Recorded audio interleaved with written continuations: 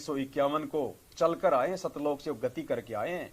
गांव धनाना, जिला सोनीपत, हरियाणा में परमात्मा सहशरीर प्रकट हुआ है। एक पुस्तक है धरती पे अवतार, धरती पे अवतार पुस्तक है जो गुरुदेव ने सतलोक आश्रम बरवाड़ा में लिखी थी। धरती पे अवतार, अगर आप भाई बहनों के घरों में हो तो आप उनको जरूर देखना। दास आपको उसका पेज नंबर अभी बता देता है। पुस्तक का नाम है धरती पे अवतार, जो ज्ञान गंगा के साथ साथ पहले हम खूब बांटा करते थे। ज्ञान गंगा की जितनी है सेम टू सेम उतनी मोटी है, वैसी पुस्तक है। तो उस पुस्तक को जब आप देखेंगे पुण्यात्माओं, तो उस पुस्तक का, धरती पे अवतार पुस्तक का और पेज नंबर दास आपको बता रहा है। नए भक्तों का तो पता नहीं, क्योंकि नए भक्तों तो इन्होंने जीने की राह दे दी ज्यादा। धरती पे अवतार नाम की पुस्तक है, सेम टू सेम ज्ञान गंगा के जैसी, सतगुरु रामपाल जी भगवान के द्वारा लिखी हुई, आश्रम में लिखी थी परमात्मा ने। उस पुस्तक का पेज नंबर 119 है। धरती पे अवतार है क्या? जय हो परमात्मा की। देना जरा, परमेश्वर की जय।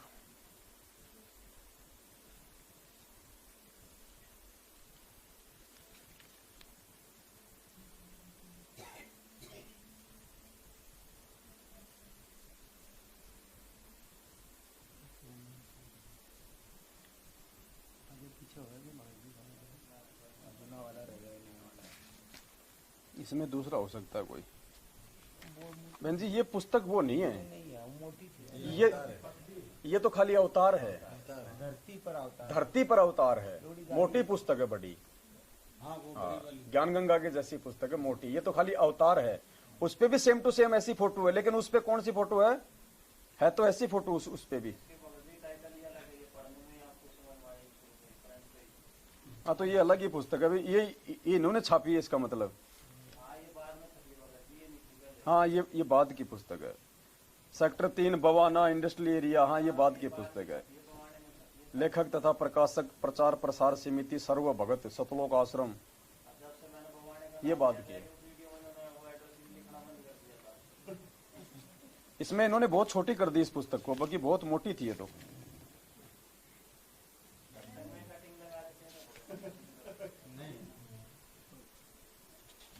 नहीं है, कोई बात नहीं।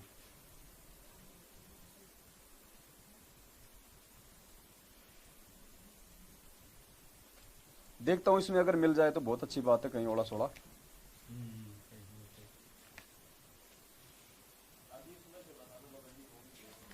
कोई बात नहीं, मिल जाए तो अच्छी बात, नहीं तो वो तो है ही अपने पास में।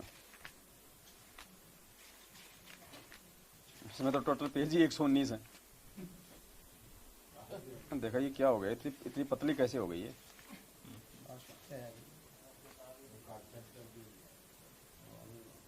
गाड़ी बुक देखते तो कौन पड़ेगा? पतली होगी।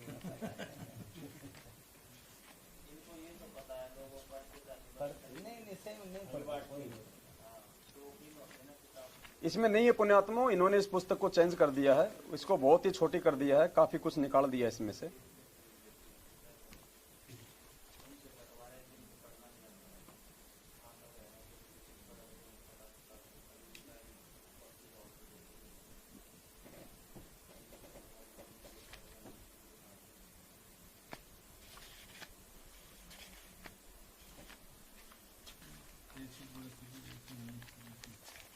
इसमें नहीं है ना, उसमें नहीं है। ये देखिए, ये वैसे तो हमारे एक ज्ञानी महापुरुष ने पर्चा लिख के भेजा है। अपनी आंखों खोलो, काल के दूध पवन ठग। हाँ, काल के दूध पवन ठग, अपनी आंख खोलो। ये कानपुर से कोई रामचंद्र जी हैं, ये उनकी, मैं ऊपर दिखा दूं, देखो देखो ये हरा हरा खरबूजे के जैसा कलर वही लगाता है ये। अब इसने लिखा तो है हम सत्सेवकों को नीचे गिराने के लिए, लेकिन उसको ये नहीं पता कि तूने अनजाने में कितना बड़ा प्रमाण परमात्मा के होने के विषय में हमारे को याद दिला दिया। उसने भेजा तो इसलिए है कि गुरुजी प्रकट नहीं हुए, गुरुजी मां के गर्भ से आए हैं। लेकिन वो मंदबुद्धि आदमी समझ नहीं पाया कि इसमें परमात्मा ने लिखा क्या है। परमात्मा कहते हैं सब सुमरे अपने अनुमाना तो गति लखी न जाए, कहे कबीर कृपया कर जिस पर वो जो का त्यों समझाए। तो किसी भगत भाई ने मुझे भेजा कि भगत जी हमेशा वो ऐसे भोगता रहता है, लेकिन आज परमात्मा ने उसके माध्यम से कोई अच्छी चीज भिजवा दी है। तो मैंने कहा बढ़िया भाई, थोड़े बहुत पुण्य उसके भी बन जाए। तो दास ने पढ़ा बनना था, दास नहीं पढ़ता उसकी बकवादें। तो धरती पे अवतार पुस्तक के पेज नंबर 119 पे उस भाई ने तो गुरुजी को मानो साबित करने के लिए भेजा ये कि पवन ठग तो गुरुजी को कहता कि प्रकट हुए हैं, और देखो गुरुजी लिख रहे हैं कि मैं तो मां के गर्भ से आया हूं। कितना बड़ा प्रमाण है पुण्यात्माओं, आंख फाड़ देने वाला प्रमाण। छुपा हुआ था, देखो परमात्मा किसके माध्यम से, क्योंकि काल के मुंह से भी परमात्मा ने बुलवा दिया कि मैं काल हूं। तो इन काल के एजेंटों के माध्यम से परमात्मा हमारे तक सच्चाई भिजवा रहे हैं कि तुम अगर मेरे बच्चों का मनोबल डाउन करोगे तो तुम्हारे द्वारा डाउन किए गैर से मैं सीधा 5वां गैर लगवा दूंगा। तो धरती पे अवतार पुस्तक पेज नंबर 119 गहरा प्रमाण सतगुरु रामपाल जी भगवान के परमात्मा होने के विषय में कि परमात्मा कैसी कैसी लीला करके आता है काल को धोखा देने के लिए और जीवों से ज्ञान से अपनी पहचान करवाने के लिए। क्या लिखा परमेश्वर ने? शंका तथा समाधान। शंका क्यों लिखा गुरु जी ने यहाँ पे कि आने वाले समय में भक्तों को शंका होगी, काल के दूत मेरे बच्चों को भ्रमित करेंगे कि गुरु जी का जन्म हुआ है, गुरु जी प्रकट नहीं हुए, गुरु जी सहशरीर नहीं आए, जो आज हो रहा है। और ये भी एक छोटा काल का एजेंट है जिसने ये पर्चा बना के भेजा है। तो परमात्मा अब इसकी शंका का समाधान करवाएंगे। तो शंका तो ये है कि लोग संत रामपाल जी को परमात्मा नहीं मानेंगे, काल मन में शंका पैदा करवाएगा कि इसकी तो माता जी का नाम इंद्रोमाई है, पिताजी का नाम नंदराम जी था, ये तो गर्भ से आए हैं, गांव धनाना में आए हैं, ये भगवान कहां से हो जाएंगे, परमात्मा कहां से हो जाएंगे। तो गुरुदेव ने इस पुस्तक में लिख दिया था आज से कई वर्ष पहले, बरवाला कांड के पहले ही अंतर्यामी भगवान ने, कि परमात्मा कैसी कैसी लीला करके आ जाता है धोखा देने के लिए काल को। और देखो इतना गहरा प्रमाण छोड़ दिया मालिक ने। शंका तथा समाधान। पाठकों को भ्रम उत्पन्न होगा कि परमेश्वर कबीर जी मां से जन्म नहीं लेते। आज 90% संगत को यही भ्रम है कि ये सत्सेवक तो गुरुजी को कह रहे हैं कि ये कबीर परमात्मा है, कबीर परमात्मा तो मां से जन्म लेते ही नहीं। तो अंतर्यामी ने देख लो पुण्यात्मा, इसको कहते हैं अंतर्यामी एक तुम आत्म के आधार, जो तुम छोड़ो हाथ तो मैं कौन उतारे पार। ये है अंतर्यामी भगवान जो जीव के अंदर बरसों बाद उठने वाली सोच को भी पहले जान लेता और उसका समाधान अपनी पुस्तकों में लिख दिया। पाठकों को भ्रम उत्पन्न होगा कि परमेश्वर कबीर जी मां से जन्म नहीं लेते, फिर रामपाल दास रूप में कबीर जी कैसे आए। अब उस समय तो कोई सवाल करने वाला था ही नहीं है। बरवाला कांड से पहले तो कोई माइका लाल ये सवाल ही नहीं करता था कि रामपाल जी थोड़े कबीर है, क्योंकि रामपाल जी को कोई कबीर मानता ही नहीं था। तो गुरुजी क्यों लिखेंगे? गुरुजी ने वर्तमान समय को देखते हुए शंकाओं का समाधान पहले ही लिख रखा है। फिर रामपाल दास रूप में कबीर जी कैसे आए? इनका जन्म तो माता पिता से हुआ है। अब क्या कह रहे? परमात्मा समाधान दे रहे हैं। परमात्मा के अंदर सर्व सिद्धि है। गरीबदास जी ने कहा है, सब पदवी के मूल हैं, सकल सिद्धि हैं तीर, दास गरीब सतपुरुष बजरो अविगत कला कबीर। भावार्थ है कि परमेश्वर कबीर जी के पास सर्व सिद्धियां हैं। एक सिद्धि तन हंस नियारा। एक सिद्धि क्या है परमात्मा के पास में? 24 सिद्धियों में से तन हंस नियारा। तन यानी शरीर, हंस यानी जीवात्मा, और नियारा यानी अलग, न्यारा। परमात्मा किसी भी जीवात्मा को शरीर से अलग कर सकता है। परमात्मा स्वयं भी अलग हो सकता है, कुछ भी कर सकता है मालिक। एक सिद्धि तन हंस नियारा। भावार्थ है कि एक ऐसी सिद्धि है जिसके प्रताप से जीव शरीर से भिन्न हो जाता है तथा शरीर भी जीवित रहता है। क्या कह रहे हैं गुरुजी? एक ऐसी सिद्धि है जिससे जीव शरीर से अलग भी हो जाता है, आत्मा बाहर भी निकल जाती है, शरीर भी जीवित रहता है। जैसे धर्मदास जी को परमात्मा 3 दिन के लिए सतलोक ले गए, पीछे से उनकी धड़कनें धड़क रही थी। रिश्तेदार बोला कोमा में गया। तो एक सिद्धि तन हंस नियारा। एक ऐसी सिद्धि है जिसके प्रताप से जीव शरीर से अलग हो जाता है तथा शरीर भी जीवित रहता है। इसी आधार से परमात्मा कबीर जी मां के गर्भ में नहीं रहते, परंतु अब देखना पुण्यात्माओं, 8 सितंबर 1951 को संत रामपाल जी भगवान कैसे प्रकट हुए हैं। इसी आधार से परमात्मा कबीर जी मां के गर्भ में नहीं रहते, परंतु शरीर गर्भ में तैयार हो जाता है तथा गर्भ से बाहर आ जाता है। बिना जीवात्मा के शरीर क्या होता है, गर्भ से बाहर आ जाता है तथा उसमें अपने अंश को प्रवेश कर देते हैं। वह कबीर परमेश्वर वाली शक्ति के लिए लीला करता है। अब यहां थोड़ा सा छुपाना पड़ता है परमात्मा को कि परमात्मा अपने किसी अंश को उस शरीर में प्रवेश कर देता है, यानी अपनी किसी आत्मा को शरीर में प्रवेश करके अपना काम करवा लेता है। तो संत रामपाल जी भगवान मां के गर्भ से नहीं आए, इससे साबित कर दिया गुरु जी ने। एक बार दिखा दो भाई बहनों को थोड़ा सा जूम करके। धरती पे अवतार पुस्तक है, पेज नंबर 119 है। परमात्मा ने बहुत गहरा प्रमाण दिया है कि 8 सितंबर 1951 को संत रामपाल जी भगवान मां के गर्भ से नहीं आए। जिन लोगों को भ्रम है कि उनके मां बाप हैं, वो मां के गर्भ से नहीं आए। उन्होंने मां के गर्भ में वो शरीर तैयार कर दिया बिना जीवात्मा के, और अपनी सिद्धि शक्ति से परमेश्वर ने जीवात्मा को मां के गर्भ से बाहर निकाला, और उसके बाद परमेश्वर सतगुरु रामपाल जी भगवान के रूप में स्वयं उस शरीर से अपना सारा काम कर रहे हैं। इस प्रकार से परमात्मा 8 सितंबर 1951 को धरती पे प्रकट हुए हैं। इस प्रकार से जैसे परमपिता परमेश्वर ने द्वापर युग में सुदर्शन सुपच के शरीर उसको तो भेज दिया कहीं बाहर 15 दिन की छुट्टी पे, और खुद उसी शरीर को बना के झोपड़ी में बैठ गए और पांडवों की यज्ञ सफल करके आ गए सुदर्शन रूप में। ऐसे परमेश्वर 8 सितंबर 1951 को आए हैं। ये प्रमाण है, इससे बड़ा कोई प्रमाण नहीं हो सकता। ये पुस्तक किसी और की नहीं है, स्वयं गुरु जी के हाथों से लिखी हुई है, 2014 बरवाला कांड से पहले की। तो पुण्यात्माओं, ये परमात्मा है, ये भगवान है, ये सशरीर ही आता है, ये सशरीर ही जाएगा। वरना गुरु जी कभी नहीं कहते कि आपने इस रामपाल दास को भगवान मानना पड़ेगा। मान लो इस दास के रूप में कबीर जी बैठे हैं, ये शब्द कभी नहीं बोलेंगे गुरु जी। वो क्यों बोल रहे हैं? क्योंकि वो हैं, लेकिन उसके टर्म्स एंड कंडीशन हैं। काल भगवान के साथ परमात्मा के कुछ अनुबंध हैं, कुछ एग्रीमेंट हैं, जिसके चलते परमात्मा डायरेक्टली अपने आप को नहीं कहता कि मैं ही कबीर परमात्मा हूं। और इस भेद को, इस संकेत को जो समझ जाएगा वही सतलोक जाने का अधिकारी होगा। शब्द सैन सतगुरु की पहचान है, वो पावे अटल सुहाग रे। तो पुण्यात्माओं, इस प्रकार ये परमात्मा 8 सितंबर 1951 के दिन धरती पे प्रकट हुए हैं। तो क्या लिखा परमात्मा ने? अमर लोक से चल के आए, भव बंधन से जीव छुड़ाए, और दे मंत्र सतलोक पठाए। ये देते निश्चलवास। निश्चलवास यानी सदा सदा के लिए स्थायी जगह दे देते हैं सतलोक में।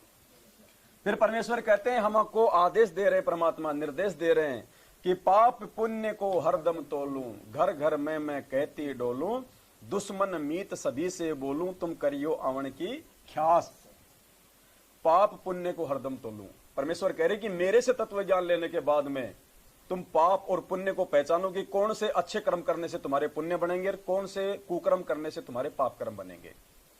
और अगर मर्यादा तोड़ के अगर तुम ये पुण्य कर्म करोगे तो भी तुम यहीं पे तुम फंसे रहोगे, क्योंकि पुण्य तो हमारे रहेंगे।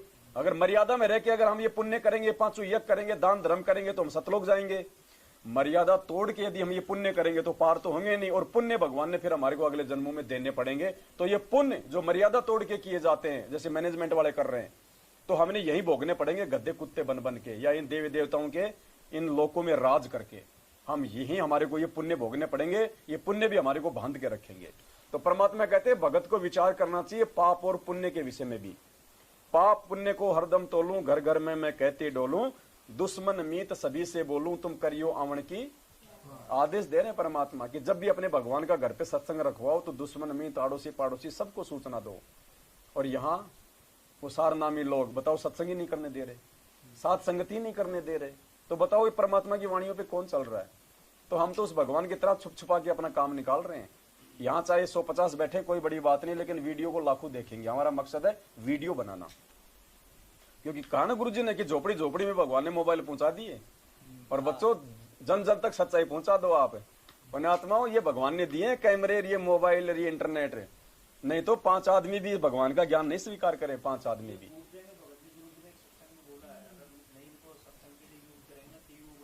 हाँ, आने वाले समय के लिए कहा परमात्मा ने कि एक समय पुण्यात्मा ऐसा आ जाएगा इन टीवी चैनलों में, अगर भगवान के सत्संग नहीं चलेंगे ना तो ये फूट जाया करेंगे, जल जाएंगे ये। और ये लगाएंगे ये लगाएंगे डिबेट बीजेपी कांग्रेस की, चलेगा गुरु जी का सत्संग, ये आंख फाड़ फाड़ देखेंगे हो क्या रहा है, ये तो हमने लगाया नहीं। ये उसके तार हटा देंगे तो भी चलेगा वो, ऐसा समय आ जाएगा आप देखना। और उसी का टीवी चैनल लोग देखेंगे जिस टीवी चैनल पे गुरु जी के सत्संग चला करेंगे, क्योंकि भगवान ने बकवाद के लिए नहीं दिए, भगवान देखने के लिए दिए।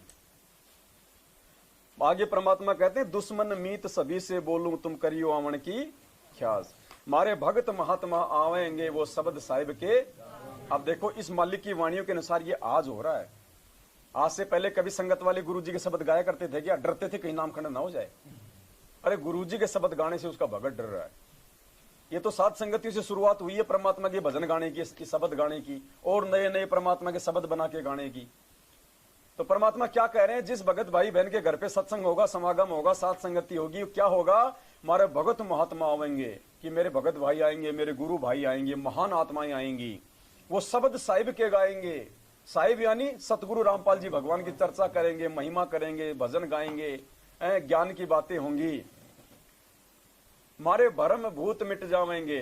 अब शंका समाधान हो रहा है ना, शंकाओं का जड़ से समापन हो रहा है ना, गुरु को भगवान मान रहे हैं ना, गुरु गोविंद का भेद मिटाया जा रहा है ना, तो हमारे भरम भूत मिट जाएंगे, सारे भरम भूत मिट जाएंगे जो काल ने पैदा कर रखे हैं, जो बीच बीच में हमारे को रोकते रहते हैं, टोकते रहते हैं, जो भक्ति नहीं करने देते सही तरीके से। तो कहते हैं उन सात संगतियों के माध्यम से जो भगत भाई बहन आएंगे, सत्संग होगा, शंका समाधान होगा, सात संगति होगी, भगवान के शब्द गाएंगे, तो हमारे सारे भरम भूत मिट जाएंगे, सारी शंकाओं का नाश हो जाएगा। फिर होवे नाम विश्वास, फिर उस परमात्मा के उस मंत्र पे विश्वास होगा, और फिर वो भक्ति। क्योंकि गुरु जी क्या कहते हैं, कहे कबीर सुनो भाई साधो मैं तो हूं। ये मंत्र भी हमारे उसी समय काम करेंगे जब हमारे को पहले भगवान की पहचान हो जाएगी, विश्वास हो जाएगा कि धरती पे सतगुरु रामपाल जी भगवान ही पूर्ण ब्रह्म परमात्मा है। आज हो रहा है ना।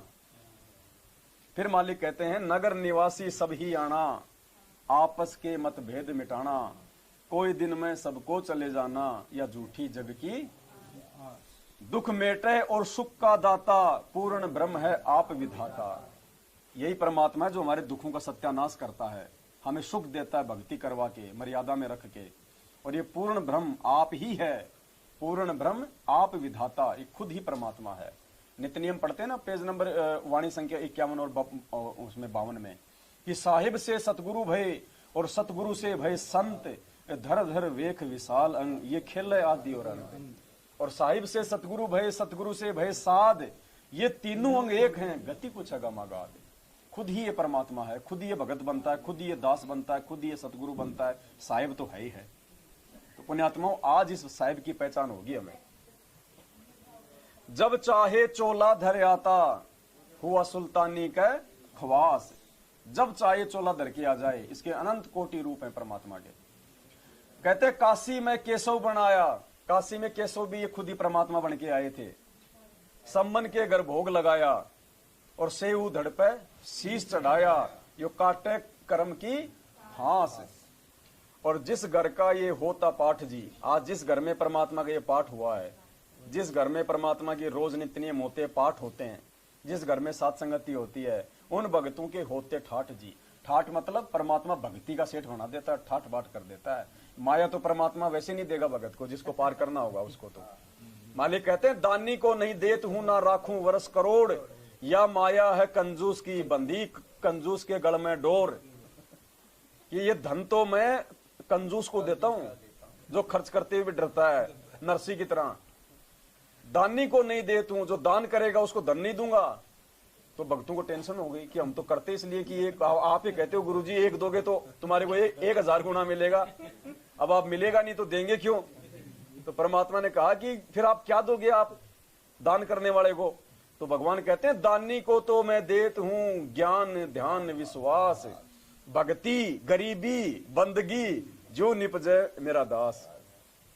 कि मेरे भगत को तो दान के प्रतिफल में सतलोक जाने के काम आने वाली चीज दूंगा, भक्ति गरीबी बंदगी आधीनी विश्वास प्रेम, ये दूंगा उसको। माया तो फांस लेगी मेरे भगत को।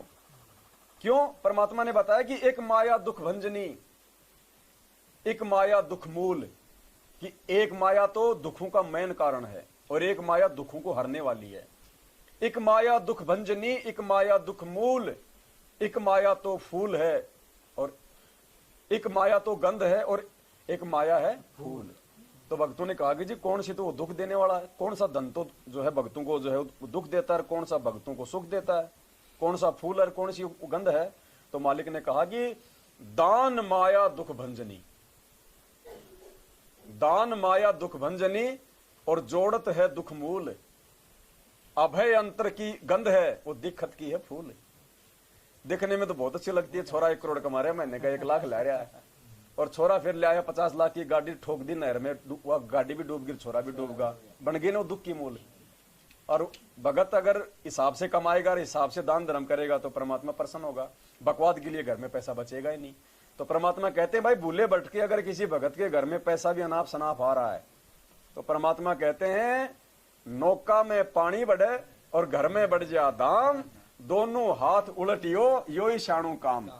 नाव में पानी भर जाए तो क्या करता है नाविक, पानी को बाहर फेंकेगा नहीं तो डूब जाएगी। ऐसे घर में जिस भगत के माया ज्यादा आने लग गए ना, उसको परमात्मा की सेवा में लगा देना, नहीं तो डुबो देगी वो। तो जिन भक्तों का ये होता पाठ जी, उनके होते ठाठ जी, और भक्ति बिहुने 12 बाट जी। भक्ति जिनके घर में भक्ति नहीं है कहते हैं वो तो 12 बाट है, कहीं के नहीं है वो, ना घर के ना घाट के, धोबी के कुत्ते, जिनको लगी ना भजन की प्यास। तो पुण्यात्मा ये भजन की प्यास इस परमात्मा ने अपने चंद भक्तों में जगाई है। इस प्यास को हम ऐसे ही अनवरत बना के रखें और परमेश्वर की भक्ति में मर्यादाओं के साथ आपस में एक दूसरे भाई बहनों का सहयोग करते हुए परमेश्वर के प्रचार प्रसार में तन मन धन से जी जान लगा के पुण्यात्मा हम आगे बढ़े, क्योंकि ये किसी एक आदमी के लिए नहीं है। परमात्मा ने सबके पुण्य बनाने हैं। 7 साल से ये दास अकेला ही भोग रहा था, किसी से 1 रुपया नहीं लिया मैंने सेवा के नाम पे, बसों में धक्के खाता, चाहे मोटरसाइकिल पे जाता, कैसे भी करता। आज परमात्मा ने आदेश दिया है कि बेटा तू अकेला थोड़ी सतलोक जाएगा, ये बाकी क्या करेंगे, इन सब की सेवा लगाओ। तो परमात्मा ने आज सबकी सामूहिक सेवा लगवाई है। तो जिसको समझ में आएगा वो साथ संगतियों के साथ मिलकर चलेगा और परमात्मा के प्रचार प्रसार में अपना सहयोग करेगा। बाकी भाई सबके अपने अपने संस्कार, सबकी अपनी अपनी सोच है। अब दूध का टाइम हो गया है, अब सभी भाई बहन मिलके दूध पियेंगे। आज की साथ संगति यहीं पे समाप्त होती है। आज की साथ संगति के लिए सतगुरु रामपाल जी भगवान को कोटि कोटि दंडवत प्रणाम। बंदी छोड़ सतगुरु रामपाल जी भगवान की जय हो, बंदी छोड़ की जय हो, बंदी छोड़ सतगुरु रामपाल जी भगवान की जय हो। सभी भाई बहनों को सत्साहे।